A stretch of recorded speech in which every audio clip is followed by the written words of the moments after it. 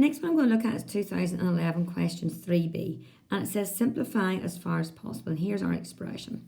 Now, first of all, whenever you see that kind of question, you're adding fractions. We're just going to bracket these terms that got more than one term in it. Now, whenever you're adding fractions, if I just go over to the side, just to remind you how you add fractions simply, you make the bottoms the same. So you would times this one by 5 to get 15, and you would times this one by 3 to get 15.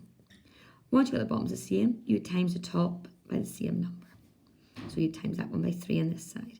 So you do exactly the same over here. So I want the bottoms to be the same. So minus 3 root 5 times 3 plus root 5 for the first one. And the second one, 3 minus root 5, 3 plus root 5. The first bracket I had to times by this here. So I'm just going to times the top by the same. So it's 3 plus root 5. The second bracket I had to times by this one. So I'm going to times the top by the same. Now, over here, if you were making the bottoms the same, you just simply add the tops at this stage. So that's how you normally would do it. Exactly the same here. I'm going to add the tops.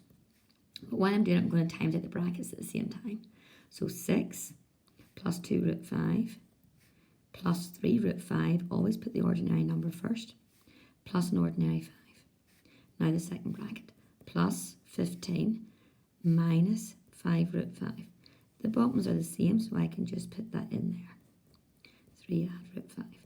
I'm going to tidy up the top. 6 add 5 is 11. Add 15 is 26. Going to do the root 5s. I've got 2 root 5, add 3 root 5 is 5 root 5. Take away 5 root 5 has disappeared. I'm going to times out this bottom line here. 9 plus 3 root 5 minus 3 root 5. Take away an ordinary 5. So I've got 26 over, those root 5s cancel off. 9, take away 5 is 4. Cancel that down. 13 over 2. You could leave it like that, or you could write it as 6.5.